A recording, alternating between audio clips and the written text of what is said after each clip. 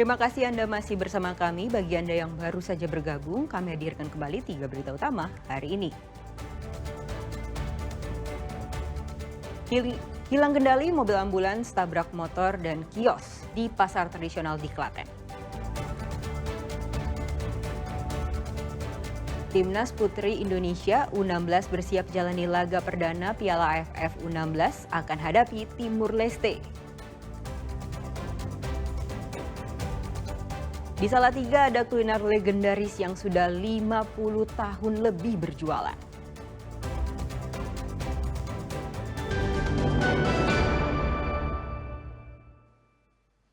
Timnas Putri Indonesia U16 akan berlaga di Piala AFF U16 di Stadion Manahan pada 20 hingga 29 Agustus mendatang.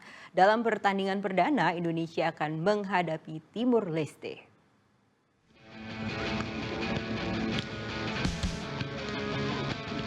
Berlatih memainkan bola-bola pendek menjadi fokus latihan Timnas Putri Indonesia U16 di Stadion UNS Senin petang. Timnas akan memainkan laga perdana di Piala AFF U16 atau ASEAN Girls U16 Championship melawan Timor Leste di Stadion Manahan pada 20 Agustus. Skuad Garuda Pertiwi Muda diisi pemain junior yang belum pernah mengenyam turnamen internasional. Beberapa pemain yang lebih senior diharapkan mampu membimbing mental bertanding juniornya. Ini kesempatan pertama mereka, gitu. Jadi pengalamannya masih kurang. Saya berharap yang senior-senior bisa mengangkat mereka, mental mereka, dan mereka bisa menunjukkan bahwa mereka bisa main. Kalau tadi teman-teman nonton latihannya kan keren banget ya. Nah, itu kemampuan mereka seperti ini. Nah, itu yang kita harapkan, kita berdoa itu bisa keluar saat AFF, itu harapan saya. Sementara Timnas Putri Timor Leste U16 menyatakan siap meladeni dan mencuri poin dari Timnas Putri Indonesia U16. Dalam latihan di Stadion Kota Barat Senin malam, pelatih Timor Leste yang adalah mantan pelatih PSBS Biak menyatakan semua pemain dalam kondisi siap untuk memberi kejutan pada Timnas Indonesia. Tentunya kami siap untuk menghadapi kompetisi ini. Ya, walaupun kita tahu bahwa Indonesia adalah tim yang kuat, Malaysia juga, ya, tapi kami dari Timor Leste tentu tidak ingin hanya sekedar pengikut aja, ya, tetapi akan berkompetisi di ajang ini. Indonesia berada di grup A bersama Malaysia dan Timor Leste. Di grup B, Vietnam, Myanmar, dan Kamboja. Sementara grup C dihuni Thailand, Singapura, dan Australia. Hedi Prasetyo melaporkan dari Solo. Bagi pecinta makanan tradisional khas Jawa pecel, wajib cobain tempat kuliner di Salatiga yang satu ini. Tak hanya jadi legendaris karena berdiri sejak tahun 70-an, pecel yang satu ini juga enak dan ramah di kantong. Ini adalah warung pecel legendaris yang ada di Salatiga. Letaknya memang sedikit masuk ke gang di Kali Cacing Sidomukti. Meski begitu, pelanggannya dari berbagai daerah bahkan luar negeri. Andalannya di sini tentu pecelnya. Cita rasa bumbu kacang gurih dan kental, apalagi porsinya juga tidak main-main banyaknya. Terus pilihan menu tambahannya juga beragam. Ada oncelang alias telur dadar dengan irisan daun bawang, telur ceplok, hingga beragam gorengan dan jeroan sapi. Menu di sini sangat cocok untuk menghangatkan perut di pagi hari. Misalnya lagi habis jogging atau lagi sarapan mau kerja gitu, kita datang ke sini buat sarapan. Nah terus kenapa sering kesini itu kenapa? Apa makanannya enak atau seperti apa? Enak, menurutku ini enak banget, enak banget. Lauknya tuh banyak banget, nggak terbatas yang cuma pecel biasa. Ini harus dicoba banget sih, ini enak. Nggak cuma pecel juga sih, soalnya. Jika kita makan di warung yang berdiri sejak 1973 ini akan dibawa ke tempat makan Tempo dulu dengan foto-foto Mbah Mul sebagai pemilik warung pertama.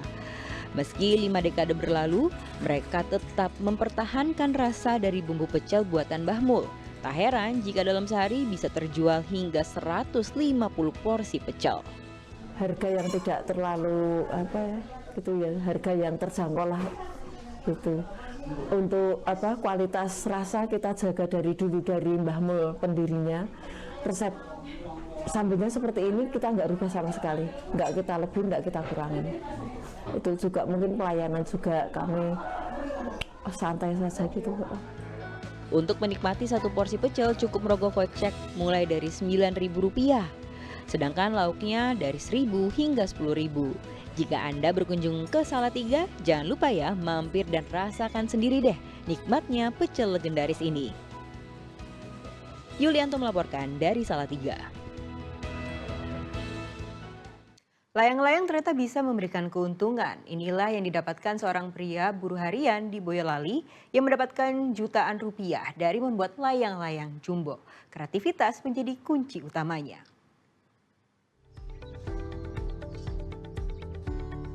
Di teras rumah, Solikin sibuk memproduksi layang-layang tradisional jenis gapangan atau lodoyo.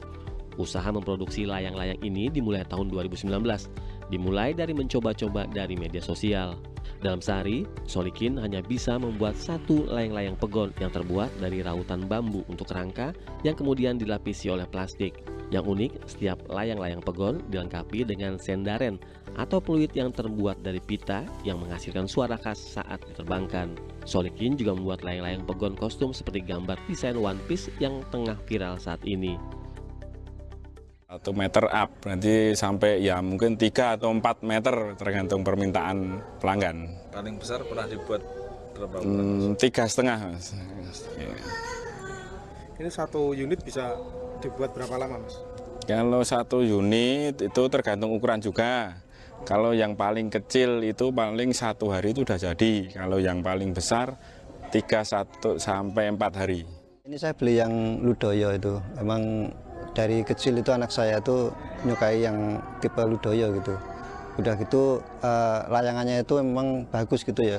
Sekali ditarik itu kalau ada angin tuh langsung tinggi gitu, bisa terbang tinggi gitu. Satu buah layang-layang pegon dijual dengan harga mulai dari Rp130.000 hingga menyentuh Rp1.000.000. Dari layang-layang ini, jutaan rupiah pun bisa didapat. Yulianto melaporkan dari Boyolali.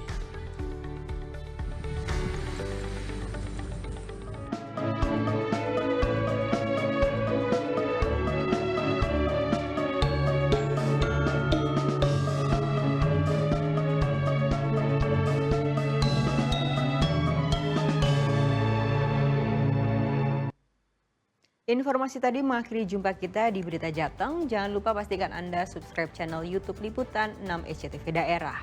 Atas nama rekan yang bertugas, saya Nadia Kartika mengucapkan terima kasih atas kebersamaan Anda. Selamat beraktivitas dan sampai jumpa.